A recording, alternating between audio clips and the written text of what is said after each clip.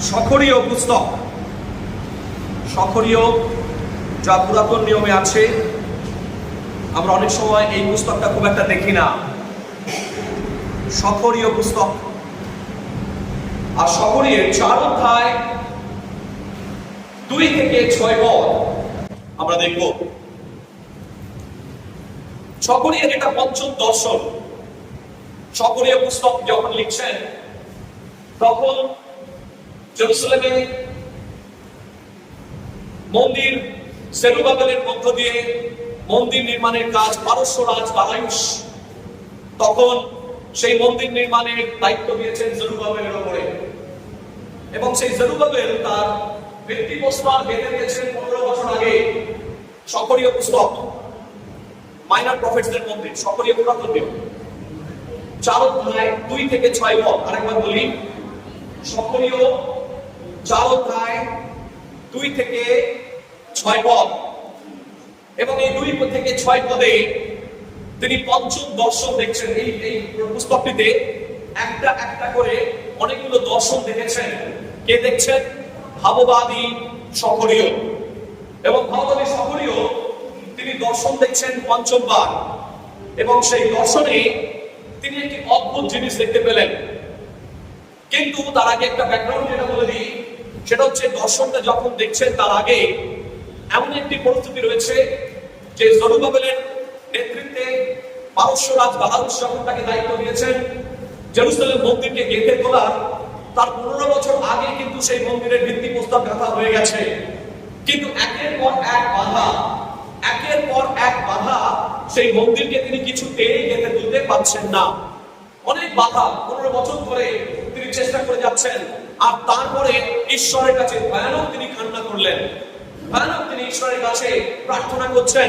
এবং তারপরে 4 অধ্যায়ে 2 থেকে 6 পদে তিনি এক দর্শন দিচ্ছেন। দেখা যাক সেই মন্দির নির্মাণের ক্ষেত্রে, জেরুজালেম মন্দির নির্মাণের ক্ষেত্রে কি দর্শনটা দেওয়া হচ্ছে। দেখুন সেখানে কি লেখা রয়েছে। সেখানে লেখা রয়েছে, পরে এক যে দূত আমার সহিত আলাপ করিতেছিলেন, তিনি পুনরায় আসিয়া আমাকে নিদ্রা হইতে জাগরিত মনুষ্যের ন্যায় জাগাইলেন। অর্থাৎ স্বর্গদূত আসলেন এবং মানুষের মতো ঘুম থেকে তাকে ডেকে তুললেন। ঈশ্বর কিন্তু আপনাকে ঘুম থেকে ডেকে তুলতে পারেন, বলুন আমেন। আমরা যদি ঘুমিয়ে থাকি তিনি ডেকে তুলতে পারেন। আমরা যদি জেগে ঘুমোই তবুও তিনি ঘটনা এমন ঘটাবেন তার থেকে অটোমেটিক আমরা জেগে যাব। তাই কেউ ডেকে তোলার আগে নিজে থেকে জেগে ওঠা ভালো বিষয়।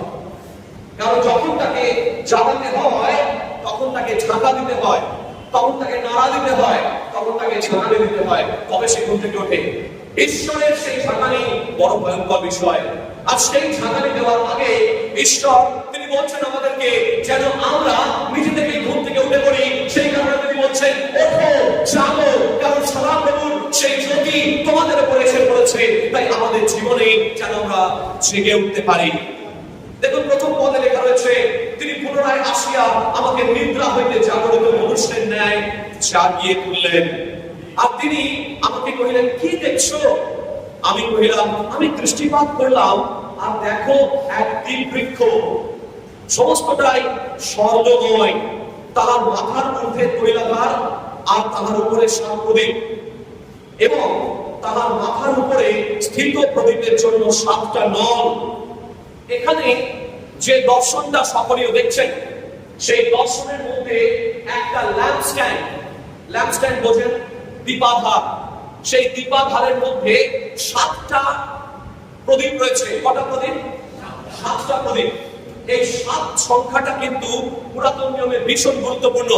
কারণ 7 সংখ্যা দেখবেন 7 দিনের দিন ঈশ্বর বিশ্রাম গ্রহণ করলেন। 7 বারবার পুরাতন নিয়মে 7 সংখ্যাটাকে ফোকাস করা হয়েছে। কেন? কারণ এই 7 সংখ্যা, নাম্বার 7 স্ট্যান্ডস ফর গড। আরেকবার বলি, number 7 stands for god. Number 6 এই জন্য বলছে 666। আমরা পুরাতন নিয়মে, নতুন নিয়মে যখন প্রকাশিত বাক্যের দিকে তাকাই তখন আমরা দেখতে পাই 666 এর ব্যাপারটা বা 3টে 6, অর্থাৎ 6 হচ্ছে রিপ্রেজেন্টস ডেভিল এবং স্যাটানিক কিংডম। কিন্তু 7 হচ্ছে পুরাতন নিয়ম অনুসারে ঈশ্বরের জন্য, অর্থাৎ যখনই 7 সংখ্যাটা আসে তখন ঈশ্বরের সংখ্যা। তাই এই যে 7টা দেখবেন যোহন লিখিত সুসমাচারে কতবার আই অ্যাম স্টেটমেন্ট করা হয়েছে, আমি অমুক আমি তমুক, যিশু কতবার বলেছেন? 7 বার। এখানেও দেখতে পাচ্ছি ল্যাম্পস্ট্যান্ড কটা দীপাধার আছে? 7টা। এবং জেরুজালেম মন্দিরে কটা দীপাধারে সেই ল্যাম্পস্ট্যান্ড থাকতো? 7টা। অর্থাৎ সব জায়গায় 7 7 এবং 7, যেটা opposite to the Devil's kingdom. তার মানে যখনই আমরা কোনো কিছু দীপাধার এখানে রাখা থাকতো, তারা ঈশ্বরকে স্মরণ করে সেই কাজ করত। 7 মানে হচ্ছে ঈশ্বর। এবং যখনই কোনো দীপাধার থেকে শুরু করে, যখনই কোনো উৎসব থেকে শুরু করে, যখনই যা কিছু করত, তারা ঈশ্বরকে স্মরণে রেখে করত, ঈশ্বরকে স্মরণে রেখে করত। তাই আজকের দিনেও আমরা যা কিছু করব, ঈশ্বরকে স্মরণে রেখে করব, ঈশ্বরকে স্মরণে রেখে করব এবং ঈশ্বরকে বলবো আমাদের সমস্ত প্ল্যান, পরিকল্পনা, চিন্তা ভাবনা যেন তোমার পরিকল্পনাকে আলোকিত হয়, তোমার পরিকল্পনা অনুসারে হয়, তোমার পরিকল্পনা যা তুমি আমাদের জীবনে দিয়েছো সেই পরিকল্পনা অনুসারে হয়। আমরা যেন নিজেদের ইচ্ছা অনুসারে না চলি, কিন্তু তোমার পরিকল্পনা অনুসারে চলি। কারণ 7 যে দীপাধার ঈশ্বরকে রিপ্রেজেন্ট করে, বলি আমেন। আর সেই যে 7 সংখ্যাটা, সেখানে তিনি দর্শন দেখছেন। কি দেখছেন? সেই দর্শনের মধ্যে তিনি দেখতে পাচ্ছেন সেই একটি প্রদীপ রয়েছে এবং সেই প্রদীপের মধ্যে একটি বড়, এমন ভাবে প্রদীপটা আপনাদের একটু বোঝাই। প্রদীপটা হচ্ছে এমনই যে এই প্রদীপটা জেরুজালেমের মন্দিরে রাখা ছিল, যার বর্ণনা দেওয়া হয়েছে যাত্রা পুস্তক তার 25 অধ্যায় 31 থেকে 41 পদের মধ্যে। তাহলে এখানে এই একই টেম্পলে মোটামুটি একই 7টা দীপাধার থাকতো জেরুজালেম মন্দিরে, কিন্তু এইখানে যে দর্শন সকলেও দেখছেন সেটা কিন্তু তার থেকে একটু আলাদা। 7টা প্রদীপই আছে, 7টা দীপাধারী আছে, কিন্তু বাড়তি কিছু আছে এখানে। সেটা হচ্ছে যে সেই 7টা দীপাধারের মধ্যে একটা উঁচুতে একটা বোল রয়েছে, একটা কন্টেনার রয়েছে, একটা বাটি মতন রয়েছে। সেই দীপাধারের মধ্যে কিসে দেখছেন এই দীপাধার? স্বপ্নে, দর্শনে। দর্শনে ঈশ্বর তাকে দেখাচ্ছেন। তার আগে আপনাদের কনটেক্সটটা বলে দিয়েছি, তার আগে আপনাদের ব্যাকগ্রাউন্ডটা বলে দিয়েছি যে 15 বছর ধরে জেরুবাবেলের নেতৃত্বে পারস্য রাজ দারায়ুস তিনি চেষ্টা করছিলেন ঈশ্বরের দ্বারা অনুপ্রাণিত হয়ে সেই জেরুজালেম মন্দিরকে নতুন করে গড়বেন, যা ব্যাবিলনের সমস্ত সেনারা ভেঙে চুরমার করে দিয়েছে। এবং ব্যাবিলনের সেনারা যেটা ভেঙেছে সেটাকে আবার জেরুবাবেলের নেতৃত্বে ঈশ্বর সেটাকে গঠন করার চেষ্টা করছেন। এবং তখন যখন তারা ফ্রাস্ট্রেটেড হয়ে যাচ্ছে, যখন তারা ভেঙে পড়ছে, যখন তারা হতাশ হয়ে যাচ্ছে বিভিন্ন বাধার দ্বারা, তখন ঈশ্বর এই দর্শন দিলেন এবং সেই দর্শনের দ্বারা অনুপ্রাণিত হয়ে আজকে ঈশ্বর আমাদেরকে অন্তরে কথা বলছেন। সেইটাই আমরা দেখবো যে সেই দর্শন এখানে দেওয়া হচ্ছে কি এবং সেই দর্শনের মধ্যে বলছে যে 7টা দীপাধার এবং সেই 7টা দীপাধারের তেল আসছে উপরের বাটি মতো, একটা গর্ত মতো বাটি মতো করা রয়েছে, বোল টাইপের করা রয়েছে, আর সেই বোলের মধ্যে তেল রয়েছে এবং সেই তেল একটা পাইপ লাইনের মধ্য দিয়ে, একটা চ্যানেলের মধ্য দিয়ে প্রত্যেকটা দীপাধারের সঙ্গে যুক্ত আছে। তার মানে সেই যে বোলটা রয়েছে উপরে একটা বোল, তার নিচে 7টা দীপাধার, দ্বীপ বা প্রদীপ, এবং সেই বোল থেকে তেল চুইয়ে চুইয়ে পড়ে প্রত্যেকটা দীপাধারের মধ্যে ঘুরছে এবং প্রত্যেকটা দীপাধারে তার কি হচ্ছে? আগুন জ্বলে উঠছে, অর্থাৎ লাইট জ্বলে উঠছে, অর্থাৎ আলো জ্বলছে। বুঝতে পারছেন? সেই আলো জ্বলছে প্রত্যেকটা সেই বোল থেকে চুইয়ে চুইয়ে পড়ে। কিন্তু জেরুজালেম মন্দিরের সঙ্গে এটার একটা তফাৎ আছে। কি সেই তফাৎ? জেরুজালেম মন্দিরে কখনোই একটা বোল ছিল না। জেরুজালেম মন্দিরের দীপাধারে শুধু 7টাই দীপাধার থাকতো এবং সেই দীপাধারের মধ্যে তেল কে ঢালতো? স্বয়ং মহাযাজক। মহাযাজক অর্থাৎ একজন মানুষ, তিনি তেল ঢালতেন। যখনই তেল শেষ হয়ে যাওয়ার কাছাকাছি তখনই এসে তিনি তেল ঢেলে দিতেন। এইভাবে 7টা দীপাধারের প্রদীপ সব সময় জ্বলতে থাকতো। কিন্তু আজকে এই জায়গায় সকলেও অন্য বার্তা দিচ্ছেন। এই জায়গায় সকলেও তিনি বলতে চেষ্টা করছেন যে দর্শন তিনি দেখছেন, সেই দর্শনে কোনো মানুষ কিন্তু তেল ঢালছে না। সেই তেল সেই দীপাধারের কন্টেনারের মধ্যে দর্শনে তিনি দেখতে পাচ্ছেন সেই তেল অটোমেটিক সেই বোল থেকে চুইয়ে চুইয়ে প্রত্যেকটা প্রদীপের মধ্যে এগিয়ে যাচ্ছে এবং প্রত্যেকটা প্রদীপের সঙ্গে সেই বোলের কানেকশন রয়েছে এবং যখনই সেই তেল পুড়িয়ে যাচ্ছে সঙ্গে সঙ্গে বোল থেকে আপনা আপনি সেই তেল প্রত্যেকটা প্রদীপের উপরে চলে যাচ্ছে। প্রিয় ভাই বোন, আজকে ঈশ্বরের আত্মা আমাদের সঙ্গে কথা বলতে চাইছেন এবং তিনি বলতে চাইছেন যে আমাদের জীবনে ঈশ্বর একটা পরিকল্পনা রেখেছেন। ঈশ্বর আমাদের জীবনের মধ্য দিয়ে ব্যবহারিত হতে চাইছেন। তিনি চাইছেন আমাদেরকে ব্যবহার করতে, আর তিনি চাইছেন যেন আমাদেরকে, তিনি বলেছেন তোমরা জগতের জ্যোতি। যতবার এই জেরুজালেম মন্দিরে সেই বিভাগের কথা বলা হয়েছে, ল্যাম্পস্ট্যান্ডের কথা বলা হয়েছে, তিনি বারবার তিনি এই বার্তা দিতে চেয়েছেন যে আমরা হচ্ছে জগতের জ্যোতি।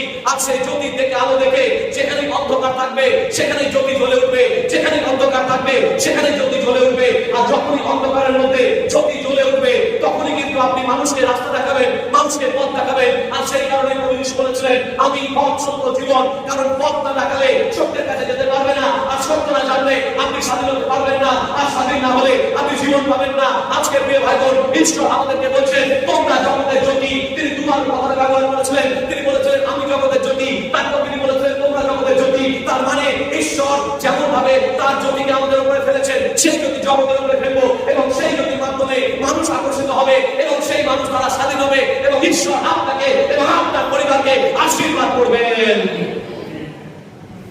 তিনি বলছেন যে আমরা জগতের জ্যোতি। যেখানে অন্ধকার থাকবে আমরা প্রবেশ করলে সেই অন্ধকার পালিয়ে যাবে। বলুন আমেন। যখন এই টিউব লাইটটা জ্বালা হয়, যখন এই বড় লাইটটা জ্বালা হবে, সঙ্গে সঙ্গে কি হবে? আর অন্ধকার হয়ে যাবে। কিন্তু যখন এই লাইটটা নিভে যাবে তখন আবার কি হবে? অন্ধকার চলে আসবে। যতক্ষণ আপনার জীবনের আলো চলবে অন্ধকার আপনার কাছে আসতে পারবে না। তাই সেই কারণে সেই দীপাধারের কারণে আপনাকে সবসময় নিরন্তর আপনার জীবনের আলোটাকে, আপনার নৈতিক জীবনের আলোটাকে, আপনার চিন্তা ভাবনার আলোটাকে, আপনার সমস্ত মানসিকতার আলোটাকে আপনাকে জ্বালিয়ে রাখতে হবে। জেরুজালেম মন্দিরে কখনোই সেই প্রদীপ নিভিয়ে যেত না। এইটা হচ্ছে সিম্বলিক, প্রতীকী চিহ্ন ভাবে দেখানো হচ্ছে যে আমরা নতুন নিয়মে, আমরা অনেক সময় বলে থাকি পুরাতন নিয়ম হচ্ছে ছায়া, নতুন নিয়ম হচ্ছে কায়া। পুরাতন নিয়মে যা শ্যাডো দেখানো হয়েছে তার রিয়েল ফুলফিলমেন্ট এসেছে প্রভু যিশুর মধ্য দিয়ে। আর সেই কারণে যখন পুরাতন নিয়মের মধ্যে যা দেখানো হয়েছে তার ছায়ারূপে যেন বাস্তব ভাবে বাস্তবায়িত হয় নতুন নিয়মের মধ্যে। আজকে প্রিয় ভাই বোন, সেই প্রত্যেকটা মুহূর্তে যেমন ভাবে জেরুজালেম মন্দিরের মধ্যে সেই দীপাধার চলত, তেমন ভাবে যেন নিরন্তর আমাদের জীবনের মধ্যেও সেই প্রচলিত থাকে আলো, জ্যোতি। প্রভু যিশু শুধু আলো বলে ক্ষান্ত থাকেননি, তিনি বলছেন জ্যোতি। জ্যোতি যা উদ্ভাসিত হয়, জ্যোতি যা উদ্ভাসিত হয়। গ্রিক শব্দ, যে গ্রিক শব্দ ব্যবহার করা হয়েছে আমরা অনেকেই জানি, অনেকেই গ্রিক শব্দ জানি, কিন্তু জানি না যে সেটা গ্রিক শব্দ। অনেক গ্রিক শব্দ কোনো সময় আলোচনা প্রসঙ্গে আপনাদেরকে বলবো। অনেক গ্রিক শব্দ আমরা অনেকেই জানি, অনেক গ্রিক শব্দ কিন্তু জানি না সেটা গ্রিক শব্দ। ইংরেজির মধ্যে এমন ভাবে ঢুকে গেছে, মিলেমিশে একাকার হয়ে গেছে, আপনারা ভাবতে পারবেন না। এই যে ফোনটা সামনে দাঁড়িয়ে রয়েছে, এই যে ফোনে এটা হচ্ছে, ভিডিওটা হচ্ছে, এই ফোন শব্দটাও গ্রিক শব্দ। ফোনে মানে ভয়েস, কণ্ঠস্বর, এই ফোনের শব্দটাও গ্রিক শব্দ। অতএব অনেক গ্রিক শব্দ এরকম জানি, জিওগ্রাফি, হিপোপটেমাস, কার্ডিওলজি, সব লজি, বায়োলজি, সাইকোলজি, সব গ্রিক শব্দ, সব অধিকাংশ সব গ্রিক শব্দ। এমনকি আলো শব্দটা ব্যবহার হচ্ছে সেটাও আপনারা জানেন। আমরা বলি না ফটো, ফটো বলি না, ফটো তোলা। দেখবেন আগেকার দিনের ফটো তুলতে গেলে ফ্ল্যাশ হতো, আচ্ছা ফ্ল্যাশ হতো, তার মানে আলো বেরোচ্ছে, ফটো মানে আলো, ফটোস, ঠিক আছে, ফটোস থেকে ফটো কথাটা এসছে, ফটো মানে আলো। ঠিক সেই আলোর কথা নতুন নিয়মে ব্যবহৃত হয়েছে। তিনি যখন বলছেন, তিনি বলতে চাইছেন আমি জগতের জ্যোতি। তিনি কোন শব্দ ব্যবহার করছেন? ফটোস, জ্যোতি। ফ্ল্যাশ করছে, এমন চোখে দেখবেন কিছুক্ষণ যেন ফ্ল্যাশ করলে আপনি চোখে এরকম আলো, অন্ধকার থাকে, তাই না? জোরালো আলো যদি চোখের উপরে পড়ে, সব সূর্যের দিকে যদি তাকিয়ে থাকে, সূর্যের দিকে তাকিয়ে থাকে, কিছুক্ষণ পর আপনার চোখ ধাঁধিয়ে যাবে। চোখে দেখবেন কালো কালো কিরকম আসছে, আপনি ঠিক করে দেখতে পাচ্ছেন না কিছুক্ষণ পর। যিনি সূর্যকে সৃষ্টি করেছেন তিনি কত জ্যোতি সম্পন্ন হবেন তার দিকে কি করে দেখানো যায় না। সুতরাং সেই জ্যোতির আলো যেমন ভাবে সূর্যের আলো চাঁদকে আলোকিত করে, এবং সেই চাঁদের আলোয় আপনি যখন অন্ধকারে যান তখন কি হয়? চাঁদ উঠলে অন্ধকার। যখন আপনি জ্যোতির নিচে দাঁড়িয়ে গেছেন তখন আপনার মধ্যে সেই জ্যোতি ফুটে উঠবে। 40 দিন 40 রাত যখন মসি ঈশ্বরের সঙ্গে কমিউনিয়ন করছিলেন, সিংহ পর্বতে যখন ঈশ্বরের সঙ্গে কমিউনিয়ন করছিলেন, তার মুখের মধ্যে সেই জ্যোতি ফুটে উঠেছিল। যখন ঈশ্বরের প্রস্তুতির মধ্যে থাকবেন, তখন আপনার জীবনে সেই জ্যোতি ফুটে উঠবে। যখন ঈশ্বরের সান্নিধ্যে থাকবেন, সেই জ্যোতি আপনার মধ্যে দিয়ে প্রস্ফুটিত হবে। যখন মানুষের কাছে যাবে, মানুষ বুঝতে পারবে যে আপনার মধ্যে ঈশ্বরের সেই জ্যোতি রয়েছে, আর সেই জ্যোতির মধ্যে দিয়ে মানুষ আকর্ষিত হবে। বলুন আমেন। পরিত্রাণ শুধু আপনার নিজের জন্য পাই না, আমরা অন্যের জন্য পাই। কোন গাছ যদি আম দেয়, সে আম নিজে খায় না, সেই আমের দ্বারা অন্যকে পরিতৃপ্ত করে। আজকে আপনার জীবনের ফলকে অন্যকে পরিতৃপ্ত করছে, নিজেকে প্রশ্ন করবেন। নিজেকে প্রশ্ন করবেন, আপনার মধ্যে সেই জ্যোতি কি আছে? যদি জ্যোতি থাকে, মানুষ আপনার প্রতি অটোমেটিক আকর্ষিত হয়ে যাবে। বলুন আমেন। কতদিন আমি বৃহস্পতিবার বলছিলাম যে মানুষের জীবনে গোপাল ভাঁড়ের কথা অনেকবার হয়তো বলেছি, আরো একবার বলি। রাজা কৃষ্ণচন্দ্রের সভায় একবার গোপালকে পরীক্ষা করা হচ্ছে, কত তার বুদ্ধি, কত বুদ্ধি ধরে সে। এবার তাকে দূর থেকে বলছে, গোপাল ওই দূরে দেখো দুটো মালা আছে, একই রকম দেখতে, কোনটা আসল আর কোনটা নকল বলো। গোপাল একটু ঘাবড়ে গেল। গোপাল ভাবছে কি করে এত দূর থেকে আমি বুঝবো যাবো। কিছুক্ষণ পরে গোপাল বলল, এইটা আসল, এইটা নকল। বলে কি করে বুঝলে এত দূর থেকে? গোপাল বলল যে আসল হবে, যে ফুলে আসল হবে সেই ফুলে মাছি বসবে, সেই ফুলে মৌমাছি বসবে। যতক্ষণ আপনার ভেতরে মধু আছে, মৌমাছি যেখান থেকে খুশি আসবে। আপনি যদি আপনার কাছে যদি গুড় থাকে, তাহলে দেখবেন পিঁপড়ে আপনার কাছে কোনো না কোনো ভাবে চলে আসবে। আপনাকে খুঁজে পিঁপড়েকে নিয়ে আসার দরকার নেই। অনেক সময় যারা বুদ্ধিমান তারা জানে মিষ্টির ভাড়া হাত কোথায় লাগানো আছে, সেটা পিঁপড়ে আপনাকে বলে দেবে। সুতরাং আপনার মধ্যে যদি মধু থাকে, আপনার মধ্যে যদি সলিড কিছু জিনিস থাকে, তাহলে দেখবেন অটোমেটিক মানুষ আকর্ষিত হয়ে আসবে। আপনাকে ধরে ধরে আনার দরকার নেই, আপনার মধ্যে অটোমেটিক আকর্ষিত হয়ে আসবে। আপনার মধ্যে যদি জ্যোতি থাকে, সেই জ্যোতি মানুষকে পথ দেখাবে। বলুন আমেন। আজকে সেই জ্যোতি হয়ে ওঠার দরকার রয়েছে। ঈশ্বর আমাদেরকে সেই জ্যোতি হওয়ার জন্য এই ল্যাম্পস্ট্যান্ডের উদাহরণ দিয়েছেন। এই ল্যাম্পস্ট্যান্ডকে তিনি দেখাতে চেয়েছেন যে এই ল্যাম্পস্ট্যান্ডের মতো যেমন জেরুজালেম মন্দিরে নিরন্তর জ্বলবো, আমাদের জীবনেও আমরা নিরন্তর জ্বলবো, ঈশ্বরের জন্য জ্বলবো, ঈশ্বরের রাজ্যের জন্য জ্বলবো। যেন প্রভু আমাদেরকে ব্যবহার করেন। প্রত্যেকটা মুহূর্তে আমাদের সেই আলোকে প্রজ্বলিত রাখতে হবে, ঈশ্বরের গৃহেতে সেই আলোকে জ্বলতে হবে। কিন্তু আপনি নিজের সামর্থ্যে তা পারবেন না, আপনি নিজের সামর্থ্যে তা পারবেন না।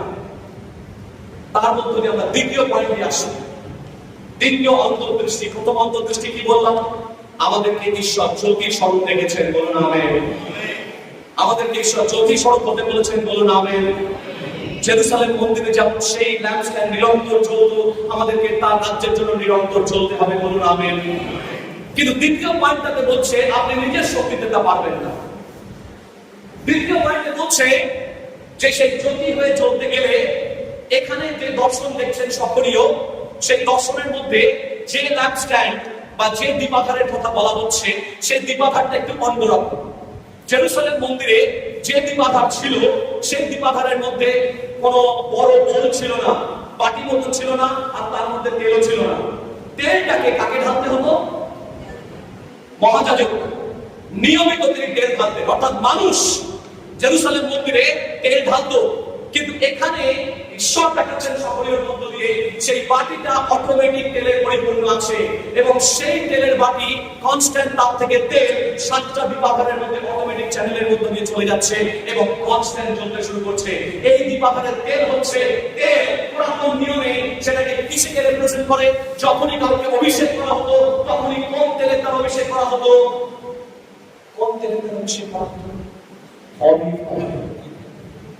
Olive oil. জৈতুন পর্বতের অলিভ ট্রি ছিল অনেক জেরুজালেমে। তা থেকে নির্যাস ফল করে তেল বার করে সেটা দিয়ে রাজা, মহারাজা এবং যারা গুরুত্বপূর্ণ ঈশ্বরের মধ্যে থাকতেন তাদেরকে অভিষেক করা হতো। এই তেল ছিল অভিষেকের প্রতীক, এই তেল ছিল পবিত্র আত্মার প্রতীক। বলুন আমেন। যে তেলটাকে পুরাতন নিয়মে বলা হচ্ছে সেই অভিষেক করা হচ্ছে, সেই তেলটাকে আমরা পুরাতন নিয়মে জানি পবিত্র আত্মা তার উপরে নেমে আসতো, তার উপরে নেমে আসতো, যাকে তেল দিয়ে অভিষেক করা হতো।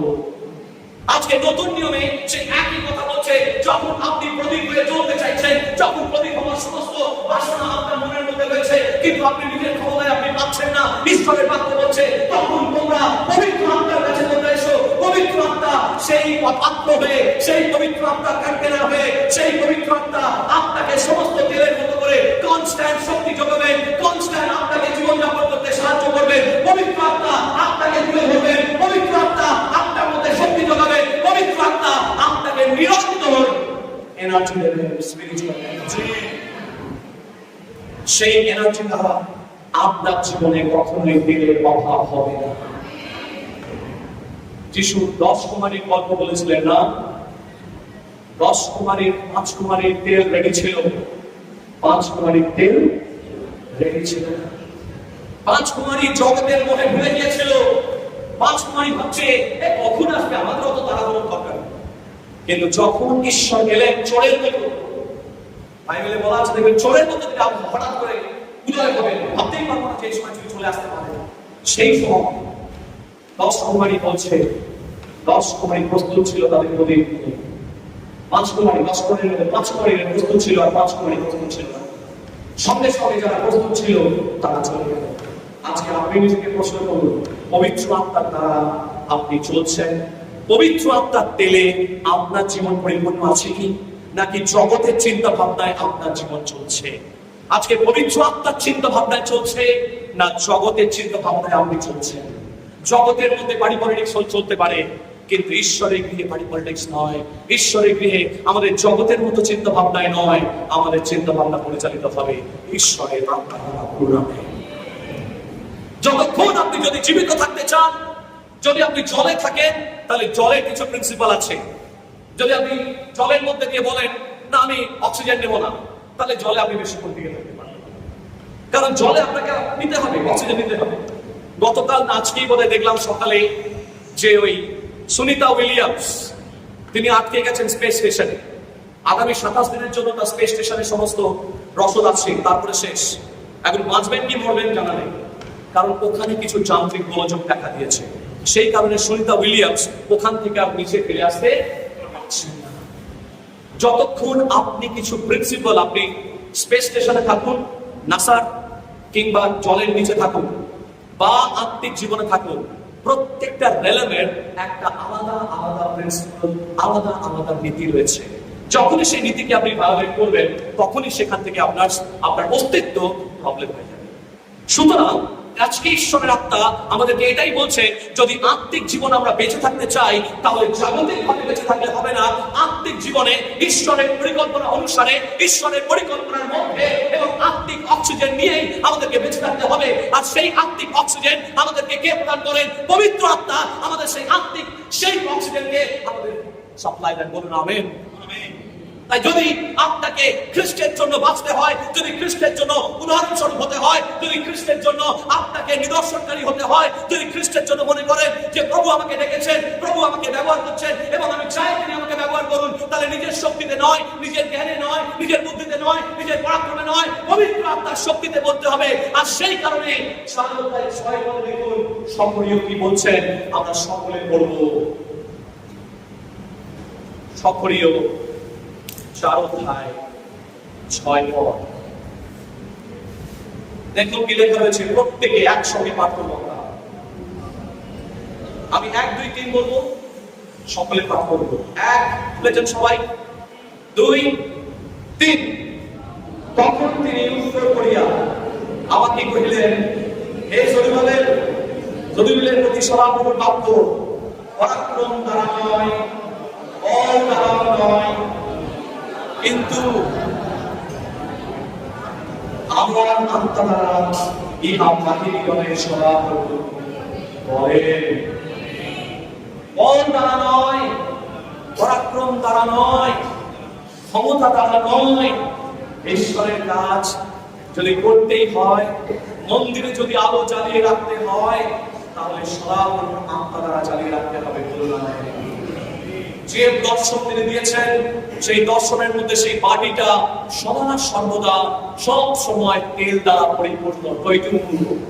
তেল বাটি থেকে কমছে না, যত তেল যাচ্ছে তেল আর বাটি থেকে কমছে না। তার মানে আপনার যত রসদ দরকার হোক, ঈশ্বর পবিত্র আত্মার দ্বারা সেই রসদ আপনাকে দেবেন। বলুন আমেন। যদি আপনি ক্ষুধার্ত থাকেন, যদি আপনি চলতে থাকেন, যদি আপনি জলের জন্য বাসনা প্রকাশ করে থাকেন, তাহলে ঈশ্বর নিরন্তর তার ফুয়েল তিনি আপনাকে সরবরাহ করে যাবেন। আজকে আপনাকে শপথ নিতে হবে দুটো বিষয়ে, যে প্রভু এই মুহূর্ত থেকে আমি তোমার রাজ্যের কারণে চলবো। আমার চিন্তা ভাবনা জগতের কারণে হবে না, তোমার রাজ্যের দিকে তাকে আমি চিন্তা করবো। 2 নম্বর, আমি যখন চলতে চাই, প্রভু তোমার শক্তিতে চলতে চাই। আমি নিজের শক্তিতে নয়, কারণ আমি নিজের শক্তিতে কিছুই পাবো না। প্রভু তোমার শক্তিতে, তোমার শক্তিতে, তোমার শক্তিতে। আসল চোখ ধ্যান করি যে প্রভু যদি আমাদের পবিত্র আত্মার ঘাটতি হয়ে থাকে, তাহলে প্রভু আমাদের তুমি সামর্থ্য দাও। পবিত্র আত্মা তুমি এসো এবং আমাকে ছুঁয়ে নাও, আমাকে ছুঁয়ে দাও প্রভু। পবিত্র আত্মা তুমি এসো, আপনি কেউ কারো দিকে তাকাবেন না। প্রভুর ভোজে অংশগ্রহণ করার আগে হাতে আমাদের 2 মিনিট সময় রয়েছে। ঈশ্বর বিশেষভাবে তিনি আহ্বান করছেন আমাদেরকে, যদি আপনি যেখানে রয়েছেন সেইখানে যদি হাঁটু গেলে প্রার্থনা করতে চান, আপনি পবিত্র আত্মার কাছে বলছে সমস্ত ক্ষমা করা হবে, কিন্তু পবিত্র আত্মার বিরুদ্ধে কথা বললে তা ক্ষমা করা যাবে না। প্রভু স্মরণের কথা বলছেন, প্রভুর বুঝে আপনার মাত্র গ্রহণ করো। বলছে জগতে তুমি এসে বলো, নিজের মন পরিবর্তন করো। প্রভু আমি আজকে চলতে চাই, আমার জীবন সেই দীপাধারের মতো যেন হয়, সেই ল্যাম্পস্ট্যান্ডের মতো যেন হয়, যে ল্যাম্পস্ট্যান্ড নিরন্তর জ্বলবে আর জগতের অন্ধকারকে দূর করবে। এই বেতেল মন্ডলী একদিন চলবে, জাহাজ হারিয়ে যাওয়া জাহাজ কে যেমন ফিরিয়ে আনতে লাইট হাউসের দরকার হয়, হারিয়ে যাওয়া মানুষ বহু এই জগতে রয়েছে যারা হারিয়ে গেছেন প্রভু, তাদের জন্য তুমি মন্ডলীকে দান করিয়েছ। এই বেতন মন্ডলীকে তুমি দান করাও যেন তারা মিশনমুখী হয়, যেন তারা মানুষকে পথ দেখায়, মিশনমুখী হয়, তারা বুঝতে পারে তাদের জীবনের আহ্বান কি। আমরা যেন আমাদের দিব্য দৃষ্টি তুমি খুলে দাও, আমাদের লক্ষ্য জগৎকে মানুষকে যেন তোমার পথ দেখাতে পারি। তার জন্য আমাদেরকে ভেতর থেকে পরিষ্কার হতে হবে, ভেতর থেকে দাঁড়াতে হবে উঠে এবং বলতে হবে প্রভু সমর্পিত হচ্ছে তোমার কাছে, আমাকে তুমি চলতে দাও, কিন্তু নিজের শক্তিতে পারবো না।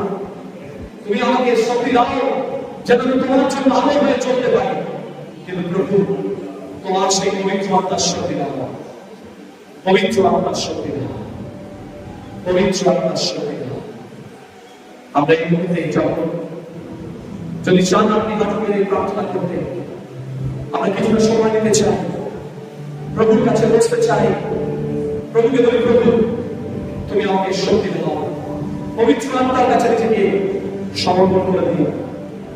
পবিত্র আত্মার কাছে আপনার মুখ, আপনার চিন্তা ভাবনা, আপনার চোখ, আপনার কান, আপনার জিভ, প্রত্যেকটা ক্ষেত্রে আপনি সমর্পিত হন।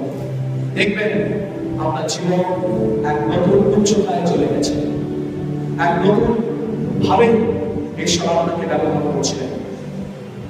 দিয়াবলের কাছে দিয়াবল আপনাকে আকর্ষণ করার চেষ্টা করবে, ঈশ্বর আপনাকে আকর্ষণ করবে, কিন্তু আপনি কার কাছে আপনার জীবনের চিঠিটি খুলে দেবেন, কার কাছে আপনার জীবনের দরজা খুলে দেবেন? যখন আদর খুলে দিয়েছিল দরজা দিয়াবলের কাছে, তখন দিয়াবল তছনছ করে দিয়েছিল সাজানো বাংলা। আজকে আপনার অন্তরকে আপনাকে সামনে রাখতে হবে, আপনার অন্তরকে প্রভুর সামনে রাখুন। নিজের শক্তিতে যেমন পাচ্ছেন ঈশ্বরকে সাথে দিন, ঈশ্বরকে সাথে দিন। Thank you Jesus.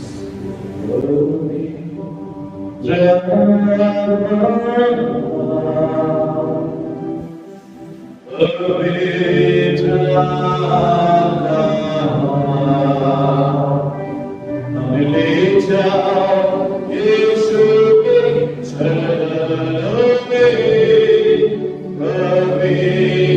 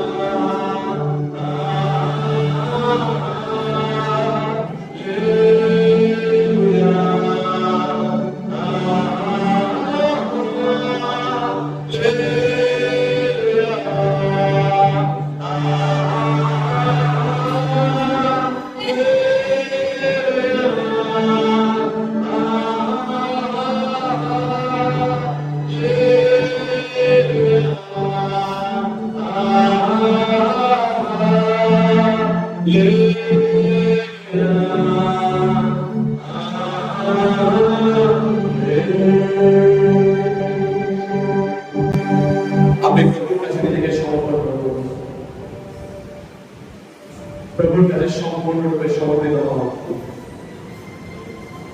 তারপর তুমি হস্তে নিচে যখন সমর্পিত হবো, আমাদের জীবনে কি পরিমাণ আশীর্বাদ নেমে আসতে পারে তা আমরা কোনো ধারণা করতে পারছি না।